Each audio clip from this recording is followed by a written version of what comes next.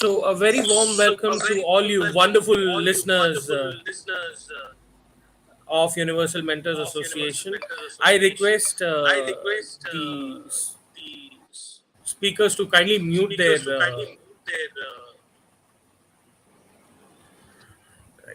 So, a very warm welcome. Sorry for that. A very warm welcome to all you wonderful viewers of Universal Mentors Association. My name is Sandeep Gulati, and I'm one of the most lucky event organizers because today I bring you the legends of education on one single platform. Uh, we are talking about the role of artificial intelligence and the future of school education today. And this amazing panel will be moderated by one of the most amazing moderators that we have seen in the industry, Lieutenant Colonel A. Shekhar, who is the principal of Hyderabad Public School from Kadapa, AP. Uh, we have with us Mr. Manish Naidu, who is the founder of Brainwonders. Brainwonders, as you all know, have been a really, thorough support for Universal Mentors Association. Brings about one of the best DMITs, the career assessments platforms for the students. A huge shout out to Mr. Manish Naidu. Uh, and then we have with us Mr. A.P. Sharma, who's the principal of Kundan Vidya Mandir, Ludhiana, formerly principal at the Birla Public School, Qatar. We have, the legend. I'm not too sure whether other designation is required for the next panelist, Dr. Neeta Bali. I think is the legend of an educator. Have been really famous director, principal, and head of school, GD Goenka World School. Then we have with us Miss Aakansha Jain, who is the director of Sapphire International School. Uh, Moving on to our next panel, all the way, a legend from Delhi to a legend from to Mumbai, going to Dr. Seema Negi, Principal Sanjeevni World School, Mumbai. A huge shout out to Seema ma'am. Mr. Pramod Tripathi, who's the Director Academics, all the way from Singapore Global School Foundation. A huge round of applause for Dr. Pramod. And, if there are top 10 schools in India, I think this comes at the top. Lieutenant General Surendra Kulkarni ji, who's the director of Mayo College. I think every parent's dream is to send their ward to Mayo College. A huge shout out to Lieutenant General Surendra Kulkarni. And last but not the least, the champion of the early childhood education, Mr. Chirag Agarwal, who is the founder director, Early Vention Group of Schools. This is a huge panel, and it deserves a really nice watching. So, all the viewers, this is a one to watch out for. So, without further ado, when such legends are there, I don't think an organizer is needed in this space. So, I'll move myself out, and Colonel Shekhar, the uh, panel is all yours, sir. Thank you so Thank much. you. Yeah, before you go, thank you very much, Sandeep. Why did you name your organization Universal Mentors? Why not Indian Mentors or Delhi Mentors? Sir, because we wanted to reach out to, the idea was to think, to get the resources from global and implemented it here in India. We have a lot of tied up with a lot of institutions wherein a lot of global presence were there. So we are connected to a lot of global educationists as well, including the Middle East, Africa, continent, as well as Canada as well. So we are reaching out to across the world. So that was the whole idea, where we wanted our mentors to be across the world, from different parts of the world, and bring all their knowledge together at one single platform. So that's what we wanted to. Right. So the provocative question: 20 years from now, will Sandeep Gulati be replaced by a Sandeep Gulati AI person? I think the sooner it happens, it better. I feel like it should happen in 2 years and not in 20. It should happen in 2 years because the faster the technology takes over, the lesser there will be a difficulty with dealing with the humans, because humans make mistakes. So Oh, oh, I uh, feel I yeah, feel the that's AI should come faster, not 20 years. I think I want my organization to be that self is sufficient on AI in 2 years. that is the reddest of rags to teachers who are readers. Good evening. Thank you, Sandeep. Good evening. Namaste, Namaskar, Kushamdeen, and a warm welcome to all of you who have tuned in. This is a wonderful panel, and we have about an hour to discuss what is artificial intelligence and its impact on education. Right. First, right off the blocks, let's ask Mr. A.P. Sharma. In one sentence, what is your take? What is your understanding about AI? One sentence response, Mr. Sharma. So AI is intelligence, not at all artificial. But yes, we need to check that how we can improve on our intelligence to make the artificial intelligence better and not the what we can say, not actually the god for us, but yes, a slave for us. Not a word for us. Thank you, Mr. Sharma. Manish Naidu. Is that the right understanding? What is your take? You are in the business. What is your understanding of artificial intelligence? In about two sentences as we start the discussion. Well, the first sentence is during the last 2 years of lockdown, it really helped the organization understand technology and it has helped us innovate a lot of products. The second key factor is that I feel in the future, people should be working towards a lot of research and let the rest of the things being done through artificial intelligence or what or whatever it is being called. So I think the movie is going to be far more better now. Okay, what's the difference between human intelligence and artificial intelligence from a technological perspective? Anything which the IT can do it far more better than the humans at a faster pace, and more importantly, without any human error element, is something which we are looking towards as artificial intelligence. When the next round of Yeah, phase isn't of that, yeah, yeah, it isn't that a touch condescending a response that humans make too many mistakes and artificial intelligence is the nirvana? it's not condescending. I think it's more of a deterrent factor. Moving forward, a lot of lives will be dependent on fewer errors. Just 3 years back, no, just 3 days back, the international airfare, the all the planes association together spent 75 years of going without a accident in the sky. Okay, and that was obviously without human error, and it was also because of a lot of information being transferred across the globe. I think that was a smallest part of artificial intelligence playing its role. Yeah, So yeah. I'll come back to you. You have made a start about it. I'll straight away go to Dr. Neeta Bali. Dr. Bali, do you agree with him that the human error has to be reduced and artificial intelligence will make our lives a lot better? Quick introductory comments. I would say yes to a certain degree. I would subscribe to his view. We all know that artificial intelligence is a simulation of the human intelligence. However, I don't think that there is absolutely no scope for an error.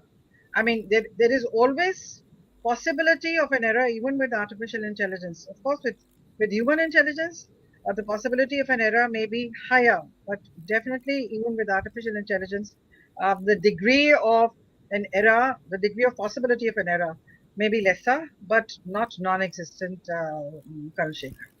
Not non-existent. We move to Singapore and Mr. Pramod Tripathi. Singapore has gone far ahead in technology. It is a city state. You must have seen more robots around you than anywhere else. What is your take? Here we have Manish Naidu being the evangelist of the best kind for artificial intelligence. Dr. Neeta Bali is taking a more nuanced view. What's your take? So, artificial intelligence is basically a process which is a systematic analysis of data. When the data points are increasing beyond a single human to manage, then you need a machine to manage it. Now, that managing information in a systematic manner to find it out a way how it can help or may not help, that is artificial intelligence. Human intelligence is very simple. Immediately in two steps, we know this is right or wrong. Whereas in artificial intelligence, it will just give you information. Post artificial intelligence, you need a human intelligence to derive whether the process or the results are right or wrong. So anything Fair which enough. can happen Yeah, systematically. I'll intervene here. I'm saying, what is your sense and what is your understanding from a Singapore perspective? Singapore believes, or in this domain of the world, this side of the world, believe that anything which machine can do, machine should do. That's very simple. And something which machine cannot do, that's a human are supposed to do. So humans are above machines. So if a Humans. face recognition can mark attendance, then why teacher should mark attendance, who is present, who is absent? Simple. Biometrics, use biometrics. Those kind of informations are getting looped in, which reduces the teachers, the task in terms of what they are doing it in operational level. So Right. lot of gadgets, lot of applications are used in the classrooms. Right. No, I'm just taking an initial call before we go into Right. classrooms, etc. Yeah. Jan Kulkarni, before you don your hat of the director, as a soldier, how relevant is artificial intelligence to war and in the context of the present Ukrainian-Russian conflict? Quick thoughts. Sir, you are muted.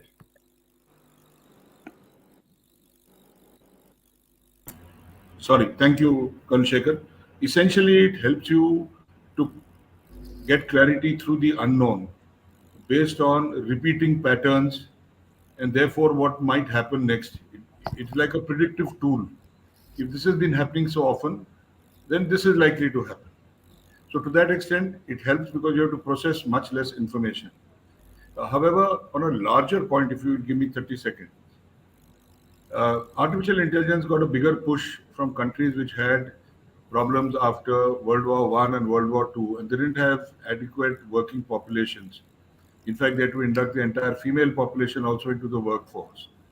In a country like India, we have to draw a very careful line on how much we rely on providing jobs to our workforce, and because very often one of the consequences of using artificial intelligence and big data is to reduce the need for manpower. So societally, it can have consequences in a country of large population like us. Fair.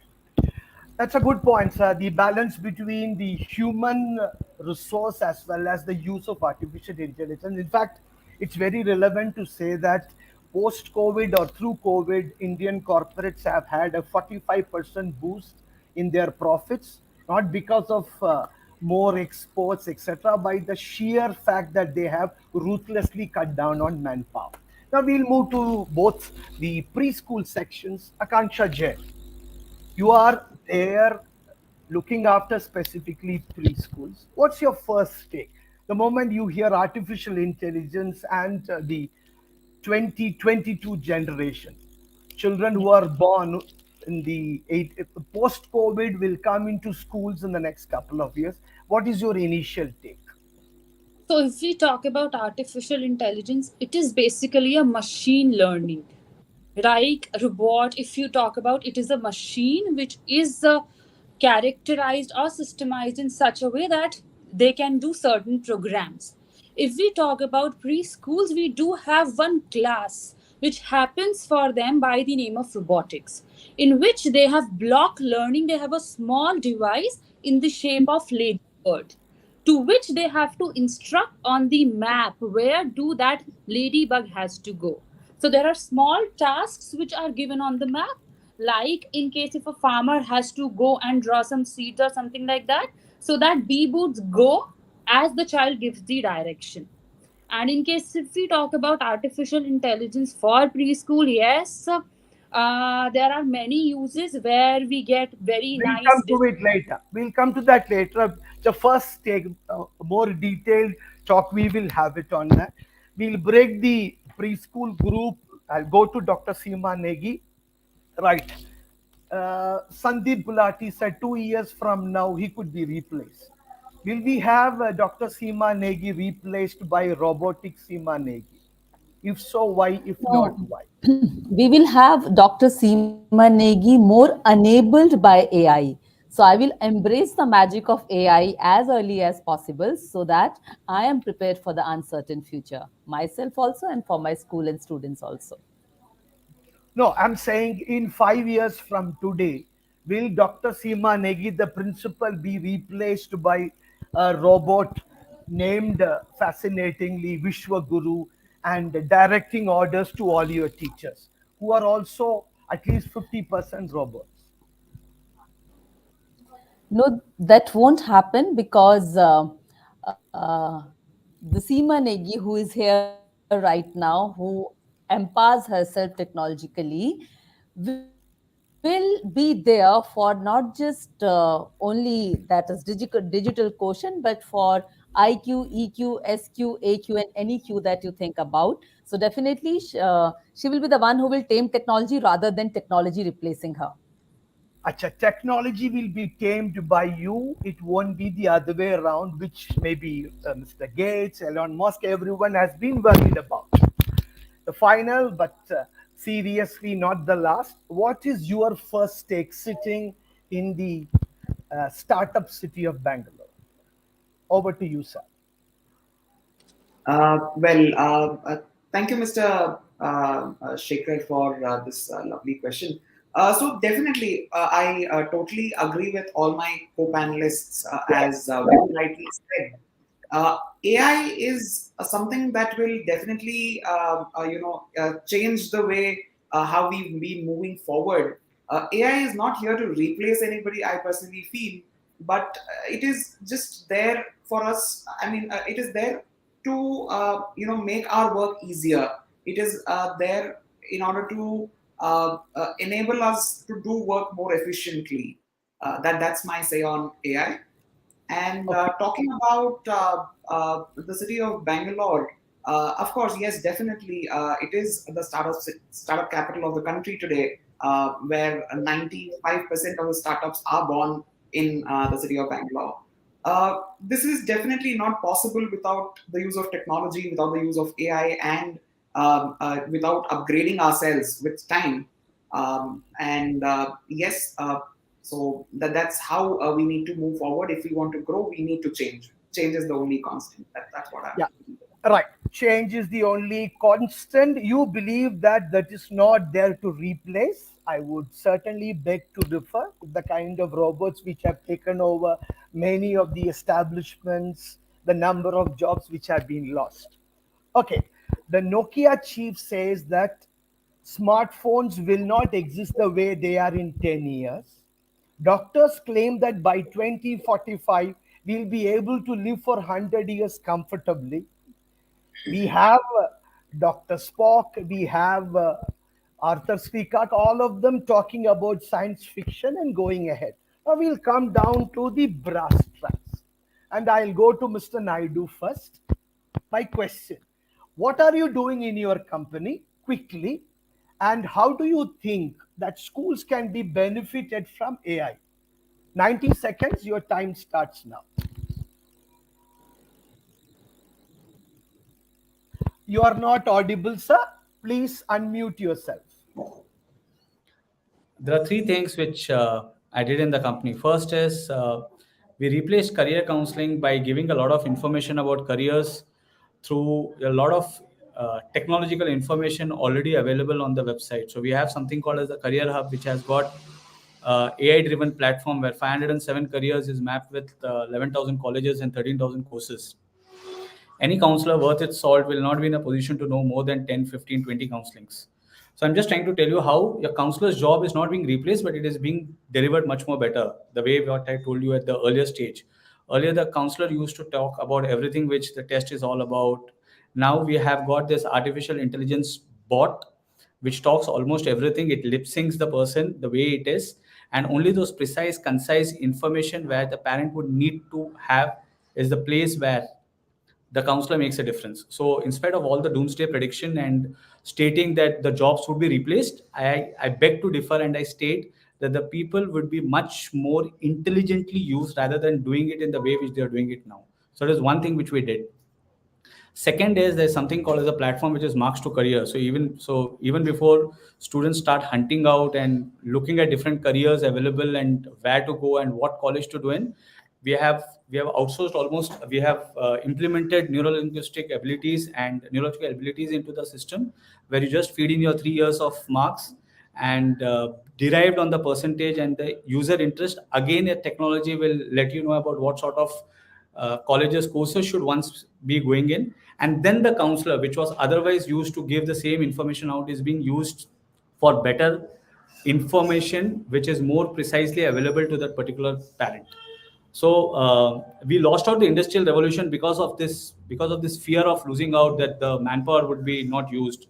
So I still say that the manpower can be intelligently used, and that's what Okay. we are doing it at the best. Okay, I will take you upon this question. Google, Facebook, all of them had tons and tons of artificial intelligence, but they were not able to identify, follow up, or do anything to the Trump coup in the United States. And what use is this artificial intelligence when you are not able to save the world's technologically most forward country and its democracy? It could have been a prejudiced move of all we know. I mean, of all we know, it would have been the way how the others wanted it to be. Maybe the current presiding system, the president at that time, they would have been life threatening to all the artificial intelligence companies sitting out there. So why they did what they did is something which probably sitting No, out here we've never been in a position no, to no, answer. no. That's avoiding the question. Facebook had its algorithms. Facebook had a large number of artificial intelligence pursued robots which were there. They were supposed to edit out. They were supposed to do it, but it went below, and America came as close to a coup as anything else. So my question to you is, are we overplaying artificial intelligence? I'm saying we still have to, like I think Mr. Pramod said earlier on, we still have to know how much to use it and how much to unleash it. So as Okay. long as the power is within us and we know how to unleash it, we can still use it and we can Yeah. still keep it How? under our control. How Yeah. we do it is all an individual perspective of how well Right. they want to do it. So it comes to subjectivity, and if you take up Facebook, Amazon, Alphabet, Netflix, and Google, they are the world's largest companies. Agreed. Artificial intelligence will go to the. My question is not to you. My question is to my fellow panelists from Bangalore. With this kind of technology coming in, AI being done by them, Google is at the forefront of all of this. How effective will preschool education be with AI driven from such contexts? Definitely talking about the early childhood education space in particular, the preschools in particular. What I believe is AI is, you know, a lot of us, a lot of early childhood educators, incorporated the use of AI, incorporated the use of technology only after COVID came in. Considering the fact that preschools were shut down for, it's been almost like say 2 years that preschools would actually be able to operate physically anywhere. So it was only during the COVID pandemic situation that AI in the early childhood education, or technology in general in the early childhood education, was visible somewhere. Definitely, it was a good learning experience, I would say, and it was a good a switch over. It was much required as well. This kind of a change in the education system, especially the early childhood education space, was very much necessary, I would say. Uh, a lot of us did have a question in the when we started off this journey with AI and ECE together. We had a question whether will AI replace teachers? Will AI replace us educators? That was something which came in. But yeah, my answer to that would be that AI is here, uh, and AI is definitely going to be there. It's going to take us a long way, but it's definitely not going to replace teachers. It's going to make We'll, teachers' lives easier. we'll come to that a little later. The replacement of teachers, one of my favorite questions. Jal Kulkarni, aren't we overplaying the technology hand. You have run schools long enough.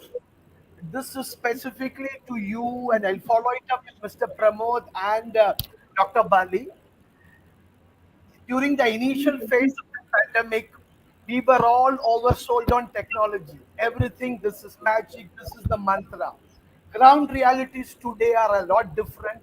We have significant learning gaps. So, my question to you now as an educator is, are we overselling AI? Again, with the technology mindset. See, there are two parts to it. One is AI and one is technology. They are not synonymous. Technology is just one part of AI. So, technology was the tool that was in our hands when we had to be locked down and kept inside the homes. But to provide holistic education, you cannot only rely on transfer of information on an online basis. People have to meet and react.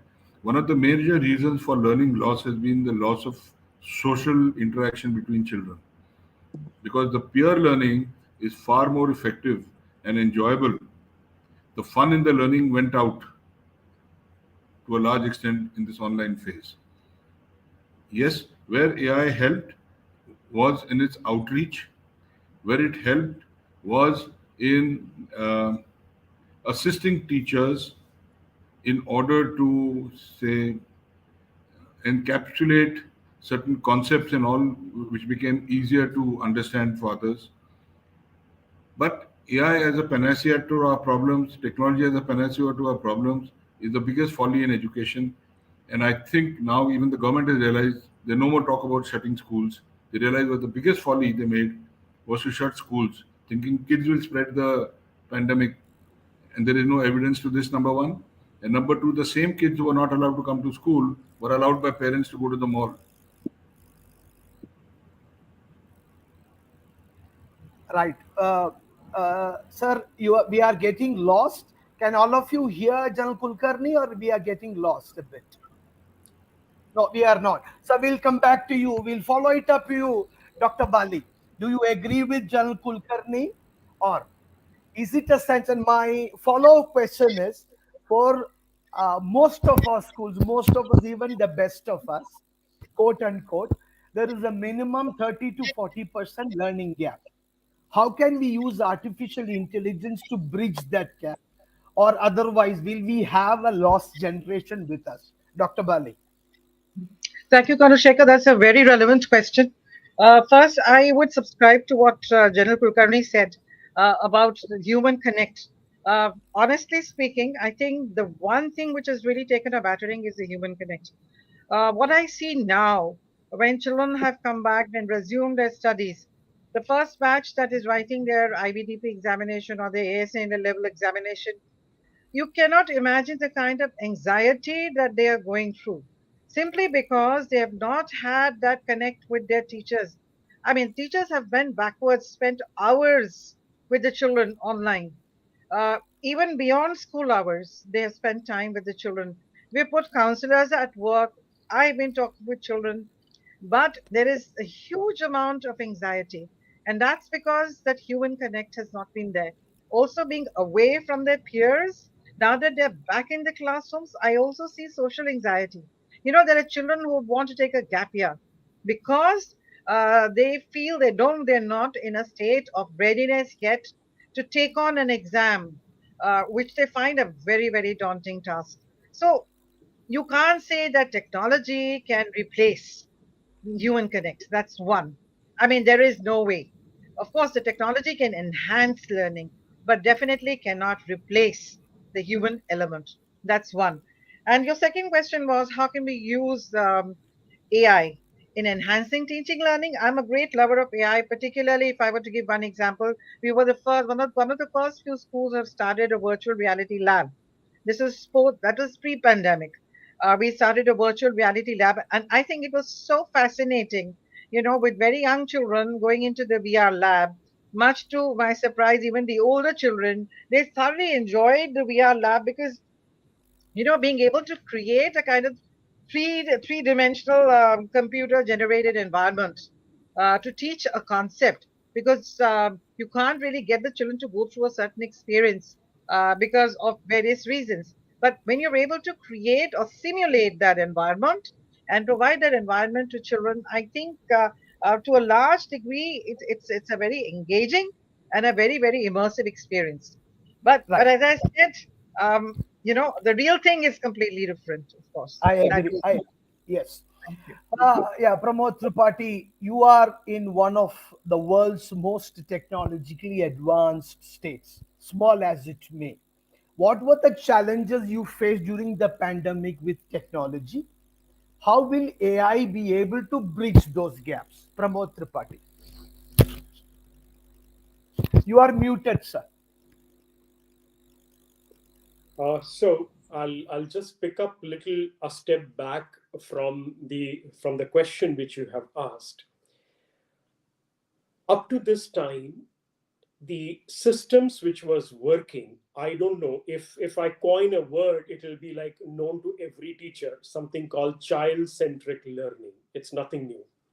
But child centric learning works very well if the students are limited in the class and teacher can manage them properly. Teacher can handle that data easily. Now, in today's time, or post pandemic time, even pre pandemic time, what has happened that number of students in a class in a school has gone up. The dropouts actually, if you see, is reducing, and the competition is going so high that every child wants to be the topper. Now, to get that, what is a gap? How you can be a topper?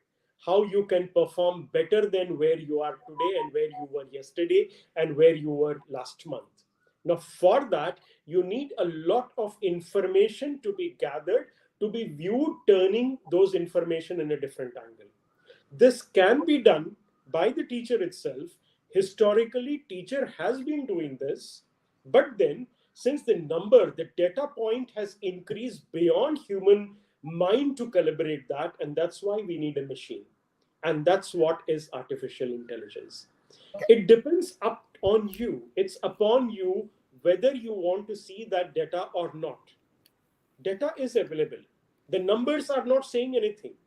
It's the teacher who has to interpret that if this child is doing good in is not doing good in mathematics, then which segment? Is he doing good in geometry? Is it doing good in calculus? Okay, geometry he's not doing good. Is he able to apply the information, or is missing with the concept itself? If the concept, then what information to be shared with the person can make him to overcome that gap?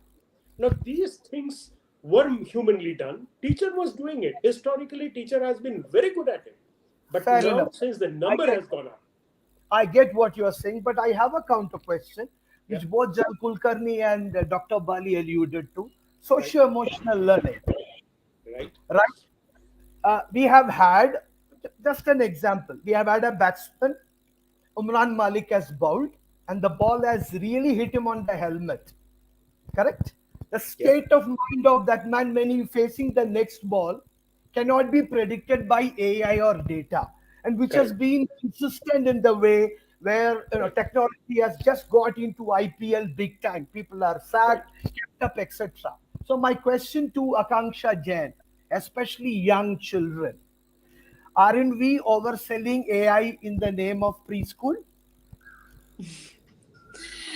As you rightly said, sir, that it lacks social emotional intelligence. If you talk about connectivity between a child, a teacher, and a parent, AI cannot fulfill that. Because there are pros and cons of everything if we see. So we just have to make sure that we are harnessing the benefits and minimizing the downsides of it. As I was just telling you that we are taking a small program of robotics, so that is just building their thinking ability, that is helping them to think that what can happen. A giraffe is not only tall neck, it is other things also. So I it is have based. I have an intervention here. There was a study conducted. Most of the tech honchos in Silicon Valley send their children to non-technical schools with minimal introduction to iPad, etc. They strongly believe that all technology should come in only after the age of 10. So I'm deliberately being provocative. If they understand data that way for their children or technology, why are we doing it so early? Akanksha Jain. We are not doing it, sir. As just said, that there are pros and cons of everything. We are just introducing a part of it. We are not taking it as a whole soul. Because if we talk about today's generation, they are exposed to many things which they should not be. Like, in case if you talk about cartoons or rhymes or poems or songs, there is a wrong education or wrong exposure which is going through. So we are just barricading it with the right streaming, that in case if a parent says that we don't want to give a screen time, don't give it, but just give them a valuable one. We never promote a screen time or any technology, but we are just saying what are the benefits of it, because we have to go with the flow of many things. Right. I may disagree. Going with the flow not necessarily works always the right way. See, Manegi, you are given 100 crores by your management to introduce, or 10 crores by the management to introduce AI in your school, right? What are the five things you will do? Very interesting question, and I was so happy to see Neeta ma'am smiling, and that smile is so captivating and distracting also, Neeta ma'am, in a positive manner. So, why did I say that? Because how much ever we talk about technology, I still feel like, as each one of us we are telling, technology needs to be given to our students to a certain extent, whether it's for students or for teachers. Yes, I am a person who is very proactive when it comes to AI. But when you see even the biggest giant in the technological field, they say machine learning might change every single aspect of technology, but still machine learning will never be able to mimic the creativity of human mind. So there needs to be a right balance. If I get 10 crore, 100 crore, or n number of amount of money, I think what I will try to work out on is, am I able to maintain the balance, a balance between technology and a balance between other emotions? Because technology is again made by humans, right? So we need to be the creator of technology, not just consumer, creator and mindful user. That is what Madam, I believe in. I'll withdraw the 10 crores. If 10 crore is there, what will you do is my question. So if I have 10 crore, I will implement technology. Not that I will not implement technology, maybe in the form of AI. My entire school will have AI. My teachers, all the work that they are doing, the monotonous work, that will become automative. As one of the co-panelists said, rather than having attendance, regular attendance, there will be face recognition. So all the apps which are needed, but the apps which are not taking away the social emotional connect that teacher can develop, those connects, those technological bit I will get in my school, but never will try to eliminate the social emotional connect that is very important. Right, great. Manish Naidu, now to you. Will in 5 or 10 years, will we have a chemistry teacher who is AI supported by a master teacher who understands chemistry better? Will this happen? If so, why? If not, why? Manish Naidu, Am I audible? you are. Yeah, yeah, perfect. Why 5 years? I think it should be happening in some part of the country somewhere. And it makes perfect sense for others to do a non-socio-economy job and the others to do the deliberately one particular job which helps that particular child. So I think going forward, when you gave 10 crores to Dr. Seema Nagi, she tried to convert almost everything into artificial intelligence or technology. So I think technology is the way ahead. There is no way doing it. And the teacher will obviously. I'll interrupt you here. Did you convert everything into AI? Manish is insinuating that you converted teachers into robots. Do you agree? No, I think I No, I think do I not think agree. I Yeah, think that go is not ahead. what she said. Yeah, I think that is not what she said. She said she will give all the tools possible to the particular teacher. So she will probably try to do the same thing what the chemistry teacher you intended to do after 5 years. With 10 crores, she will do it in the next 3 months immediately. And I also wanted to answer one more question. You had posed a particular query to Aakansha stating that uh, technical giants or fathers and innovators of technical giants would not want their children to go through the same phase. But that is a technical hazard almost everywhere, because they know the wants and the don't wants of any particular industry. They would never want their children to pass on and be introduced to the system that early. So I think No, introduction on of an that, intelligence no, early, sir. something On which that, is I'll interrupt you here. On that part, the technology giants are being terribly self-centered and selfish. What is good for their children must be good for the world.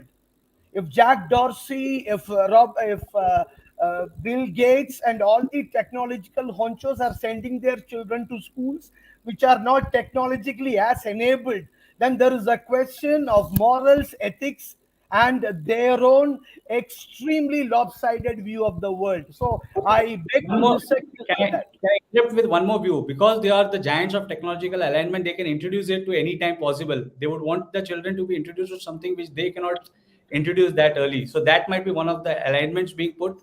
That would be probably one of the reasons why they would want to put it in the way they want. Yes, sir. You have a future as a politician, sir. That's a very politically correct answer. It doesn't take you anywhere. The simple fact is there is an issue with that, and we'll have to look at it more closely. Thank you, Manish Naidu, to General Kulkarni. Now, the big question. Sir, artificial intelligence education. I think, sir, you can mute it now. There is some noise coming. Can you mute it before you speak? Yeah, that's right. Can you hear me, sir, now? Yeah. Yes. Yes, sir. India at 2047. We have 25 years to go. Mayo College, you are the leader and the very far-sighted one at that. How do you see technology going in your school over the next 25 years? Let me say in the next 2.5 months before 25 years, my artificial intelligence lab is almost ready. Okay, but the aim is not to substitute anything that's going around. What we want our children to do is to identify problems of 2047, 2037, 2027, and try and see how they can leverage technology, robotics, AI to solve problems at a very small microscopic level, which, if the approach is right, then hopefully that can be built up to something bigger. So therefore, identifying problems that need to be solved, to my mind, in education, comes well before we even talk of using AI. Number one. Number two, very importantly, is that we have reached technologically with all the great advances when we grew up until today and made a mess of the planet. It was people versus planet. It was either us or them, or them was planet. I think the students of today have understood there is no escape, that it is people with planet. So sustainability has to be at the bottom line of whatever our students are told to do, and right. And I am happy to tell you that the pandemic has made them far more conscious of this than adults have been. And therefore, in 2047, if my school has done the right things at the right time, resources wise, as I said, we are early birds, no problem. But if we don't use this, if we do it to send out a robot who will serve you food in a restaurant, which is already happening in Bangalore, then I think my students are looking at the wrong problem to solve. So essentially, identifying problems, small ones which are manageable, like Miss World, I don't want them to say, I don't want a single child to go hungry at night, right? I want them to solve problems which are of a realistic nature. How can they provide employment for 10 people around them?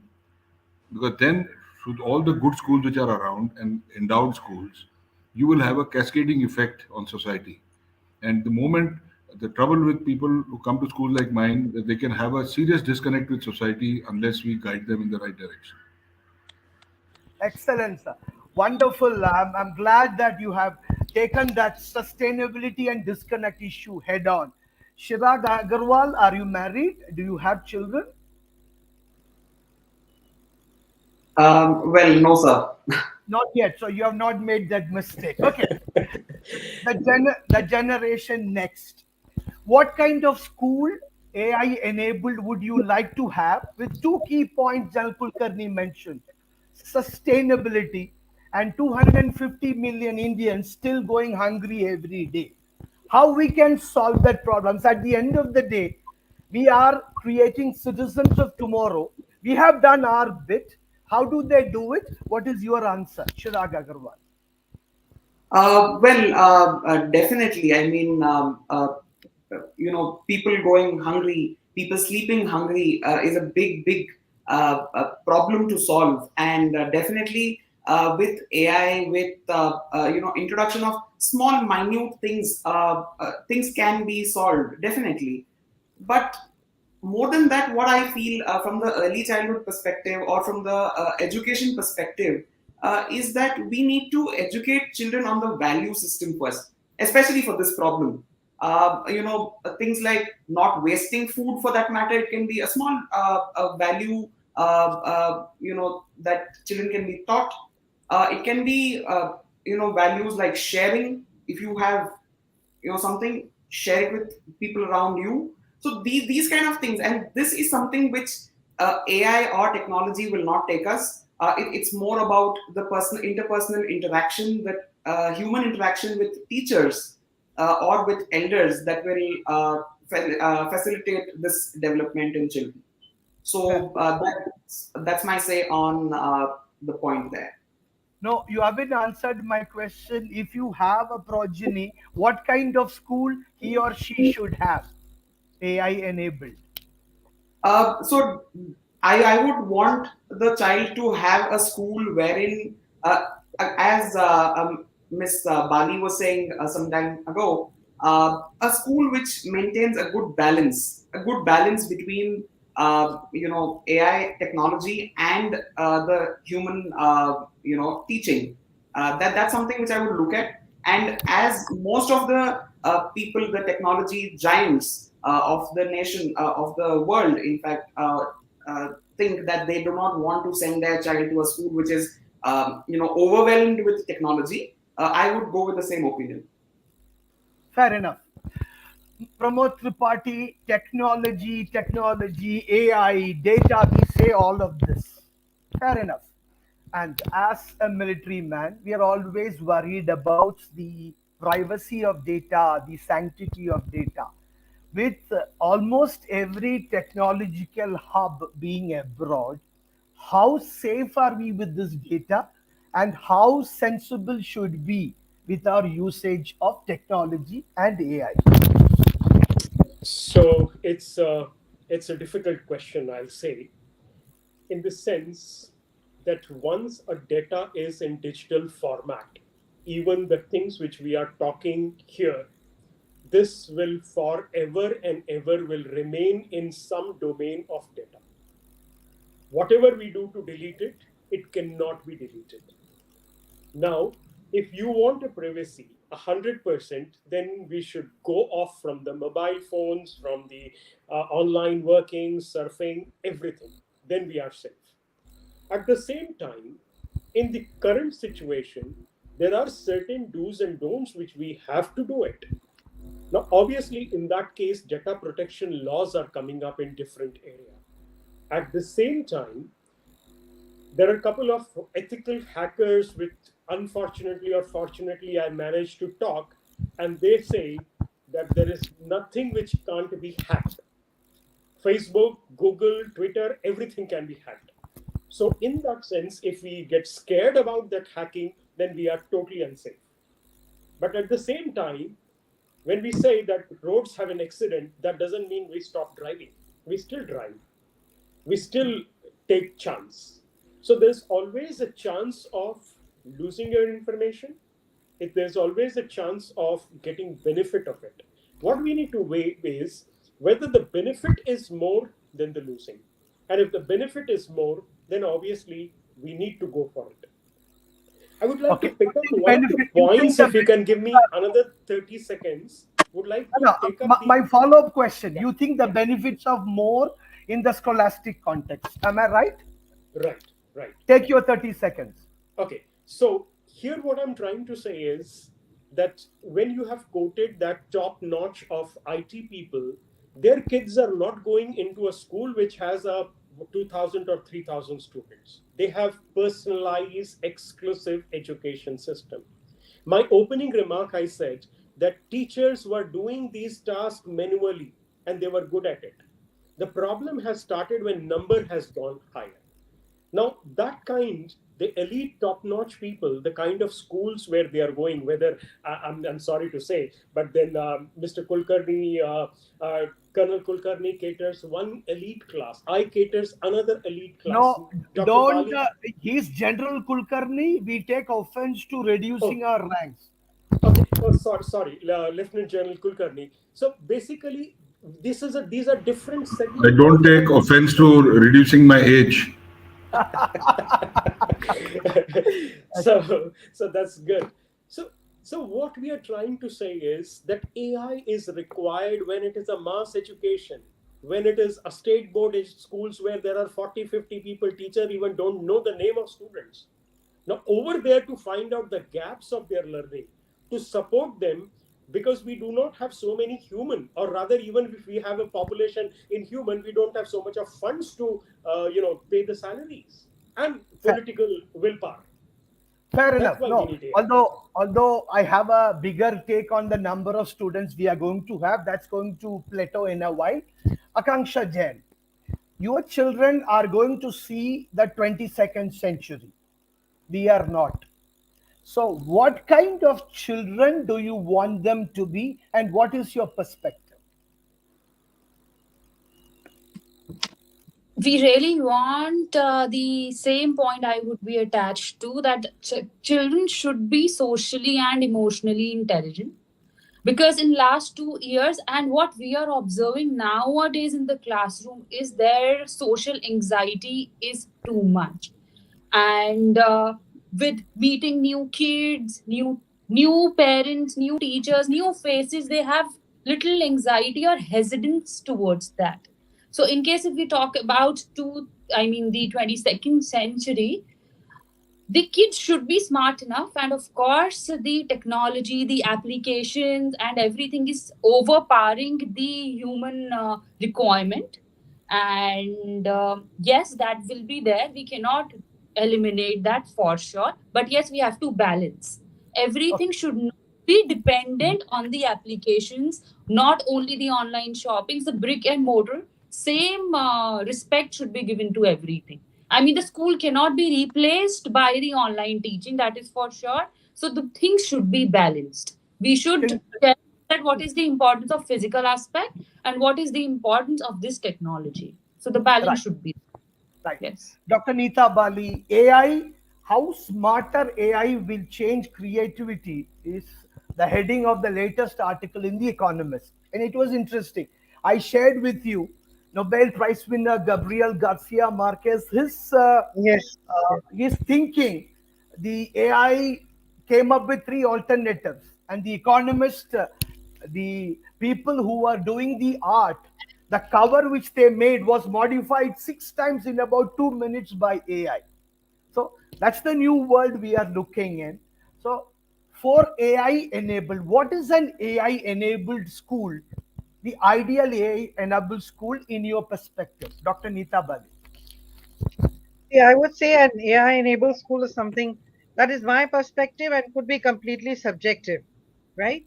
However, I really feel that an AI enabled school is one where I think we are able to give the right kind of academic inputs. We talk about academic honesty. In an international curriculum setup, you talk about academic honesty. So the ability to use AI in detecting plagiarism, I would say, ensuring exam integrity, maybe using chatbots for enrollments, for admissions, the LMS, which reduces the teacher's workload considerably. A lot of paperwork which happens, which I feel is absolutely a lost time, which could be very effectively used for academic transaction. So using LMS very effectively for assessments, for communication, for various other purposes, and reducing the paperwork.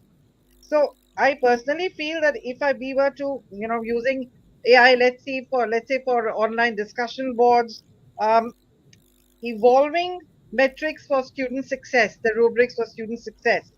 I really think AI can be used very effectively in a school. Right.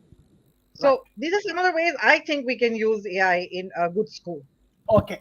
My last question. This is one line answers from everyone before I go for concluding remarks. Through the pandemic, we faced enormous challenges in exam integrity. Copying was rampant, parents supported it, all kinds of things. Do you agree with what I am saying? If you agree with me, you can show a thumbs up. If not, you can question me. Has this happened? Is this something which we have all seen? Yes. So, my question to you is, this is to Manish Naidu, how can we stop it? Technology has, in many conferences I've been part of, technology supported malpractices have been a major point of discussion, and teachers and principals have just said, what can we do? What can be done to that, Manish Naidu? What we have done lately is there were 1,500 kids wanting to appear for an online test, and we used the best of the proctoring tool which we developed to ensure that the cheating, which was so rampant, has been taken care of. So I think there is one more usage of How did you AI. take care of it? Yeah. Jal Kulkarni, and then we come back to you. Yes, sir. I'm very vehemently against this idea of proctoring for the simple reason you're starting on the assumption that your student is a cheat. On one hand, we are talking about being ethical, value systems. Then you're starting on the assumption he's a cheat. But as Kissinger famously said, you must trust but verify. So there is a very simple solution. I don't do any proctoring for any exams. And the answer is very simple. I told my teachers, give 75% marks based on whatever they've done online, let them cheat. Ask them the same questions orally. If they know the answer, they will answer. If they don't, not only not give them marks for what they're not answering, but cut the marks of what they wrote. It requires no fancy proctoring at all. Seen. So what is happening is we are mixing up this value of AI between people and processes. Where as Dr. Bali was saying, where processes are involved, use AI by all means and use it heavily, right? But where people are involved, and people will not go out of fashion. I don't think the population of the world will disappear overnight. Where people are involved, you will find that trying to artificially impose these things is not my way forward. And I think in schools, you're sending a very wrong message that if you, tomorrow I'll tell you, when they plant chips on you, then if somebody got get the question paper, some master guy will send it to me. How will you proctor it? I will just speak it out because I won't have to type. The handwritten I agree, exam will sir. have gone. It's Right? gone You just overboard. speak into it and I'll give the same bang on answer. So I think we are getting it all wrong. I'm sorry to say, Mr. Naidu, I can understand where this commercial angle is coming from. But please, Right, the sir. approach is fundamentally wrong for an education. Can I No, sir. can I interrupt for a minute? Can I interrupt for a minute? I'll come I back have to a you. very I'll come back to you. I'll come back to you, sir. I'll really come back to you. I have No about interruption, I 3 to 4 finished. minutes. I finish. No, sir. I'll just come back to you.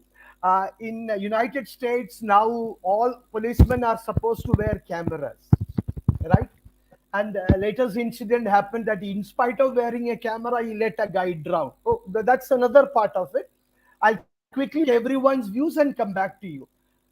Dr. Seema Negi, do you agree with General Kulkarni? You disagree with him? And what's your take?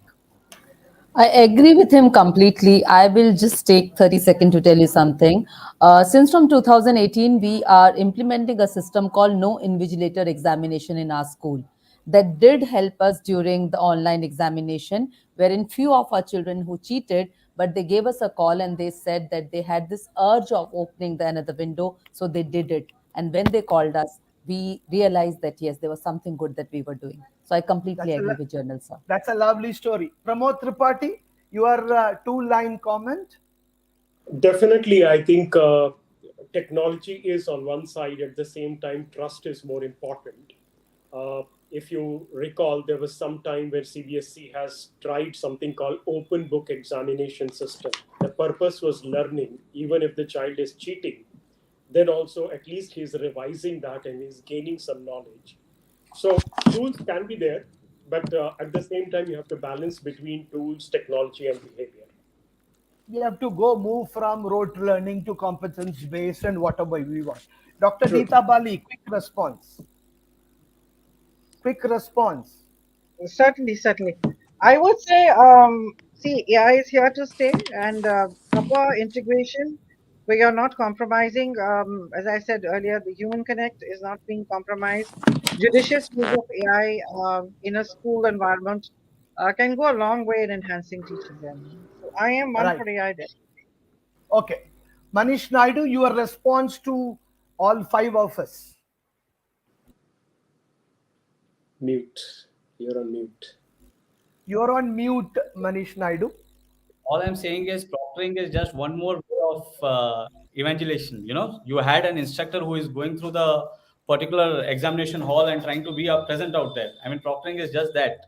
Why are we denying the fact? If that would have been the case, then everybody would have written open exams and sit out here. So it doesn't work. First, No, no, no. obviously.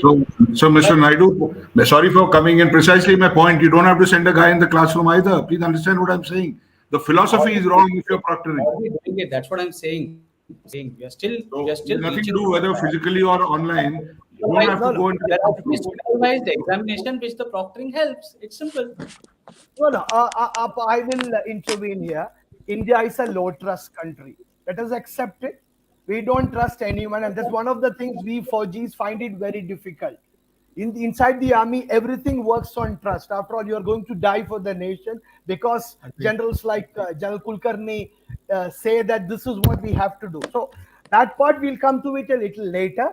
Both Seema, Negi and General Kulkarni are talking about not having a supervisor at all. They're looking at a different point at it. What CBSE, etc. is doing is over. Now, quickly, 15 seconds for last comments. We start with the youngest, Chirag Agarwal. Your last thoughts. 15 seconds starting now. Balance is the key, I would say. Balance between both human and artificial intelligence is supposed to be there. Balance. Neeta Bali, agree, disagree? I so completely agree with Chirag. In spite of being very young, I think you've made a very wise statement, striking a balance between the technology, AI, and human values. I think that should be a call. Right. Pramod Tripathi. Too many people agreeing that makes the moderator's job very easy. What your thoughts? No. So, in the time when the quality teachers are reducing day by day, the non-teaching aspects of teachers are to be taken away by AI and machines. Then only we can deliver quality in the classroom. Okay. So optimization is the key. Optimization is the key. Seema, Negi. Sustainable balance is the key. That is what I would like to say. Sustainable balance is the key. Janal Kulkarni.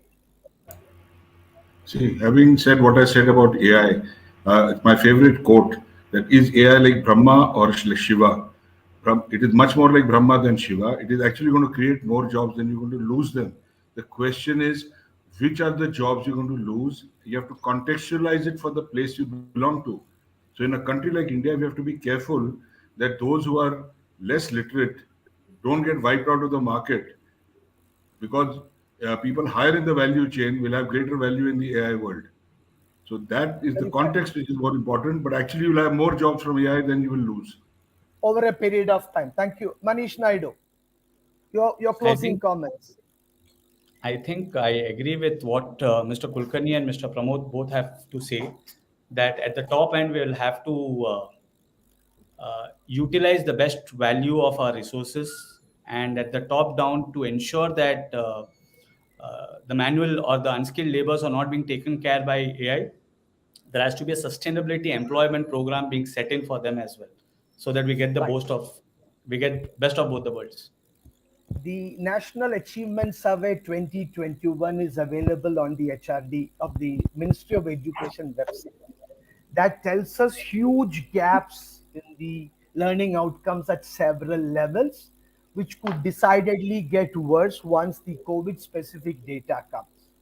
If AI can help in producing better learning outcomes, better students, I look at students as first they come into the world, they become school ready. From school ready, they become college ready. From college to job ready. From job ready to life ready. And then later on, to be able to take care of their parents. India is going to become a nation in the next few years. By 2041, our peak in terms of production of children would have crossed. Most of southern India has crossed. We are going to have lesser children in our midst. In this context, can AI improve learning outcomes? My qualified answer is yes.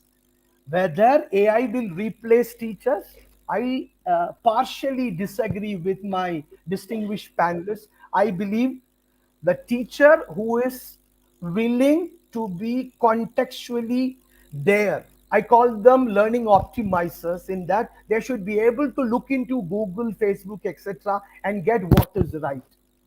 Aishwarya Rai was Miss World. That is something which is a fact. Aishwarya Rai is beautiful. It's only for Abhishek Bachchan to say. It's a subjective judgment. She may not be beautiful for us as long as Abhishek Bachchan finds her beautiful. That's for them to decide. With these words, I thank all of you, each one of you, for having been patient enough to listen to my provocative questions and answer them with dignity. Thank you very much, ladies and gentlemen. Thanks for being such a wonderful panel. To each and every one of you, have a wonderful weekend. Back to you, Sandeep. Thank you so much, sir. And I think such a amazing panel. I believe whenever you're here, we definitely have some fireworks, and we expect them to be always having some and everything. Every time that you moderate a session for us, we definitely have something really exciting to look forward for. Uh, I would also like to have a kind submission, sir. Although I'm not an educationist, I have, you know, the total experience of mine, of all the stalwarts that we have on the panel. I am nothing in front of them, but I really like to have my submission in terms of AI, especially with the education segment. Is anything that's happening, if I have my kids someday, I would want them to go to a school uh, which has AI around the classroom and not inside it. I want a teacher to, give what, you know, the teacher's job is to teach, and that should only be her job. Her job is not to correct the papers. Her job should not be to take the attendance. Her job should not be to worry about whether they have been dropped at the right place or not. So all the noise around the teacher, I think, has to go, and only then she will be able to grow. Because at the end of the day, a teacher is not an artificial intelligent, system. It's a human that is eventually trying to create. So she'll also have to learn, unlearn, and relearn a lot of things to to survive in the future. So we have to allow our teachers to do all of those things for herself, and for herself to survive in the competitive education world that we now live in. So AI should be helping the teacher to take all the noise away from her. So with that, I would like to Yeah, have my most submission. definitely. I think those are wonderful comments. Back to you, sir. Thank you so much. I think with this, we come to an end towards this amazing session. We would like to thank Lieutenant Colonel Shekhar, Principal, Hyderabad Public School, for moderating this amazing session. Mr. Manish Naidu, founder Brainwonders, for supporting, uh, you know, Universal Mentors Association throughout. He's been a rock for Universal Mentors Association. Before we go ahead and thank all the other panelists, I would request everyone to please do like our Facebook our YouTube page as well. We will keep on bringing more such sessions. I would like to thank Mr. AP Sharma, Principal, Kundan Vidya Mandir, Dr. Neeta Bali, Director Principal and Head of School, GD Goenka World School. Miss Aakansha Jain, Director, Sapphire International School, Mr. Chirag Agarwal, Founder, Director, Early Ventions Group of Schools, Lieutenant Colonel Surendra Kulkarni, Director, Mayo College, Mr. Pramod Tripathi, Director, Academics, Global School Foundation, and Dr. Seema Negi, Principal, Sanjeevni World School, Mumbai. And before we go away, I would like to do a kind submission that we would love to see you all on the 8th of July at the Hotel Eros Nehru Place. We are hosting one of the most amazing sessions where we honor the top 100 school principals of the country, called the Principal of the Year. This is the third edition of it. We already have shortlisted more than 100 odd school principals across the country participating in the event. We have more than 250 odd confirmations from school segment to join in.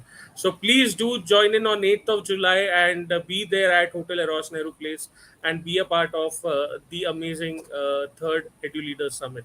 Thank you so much and have a wonderful day ahead. Thank you. Thank you. Thank you so much. Thank you.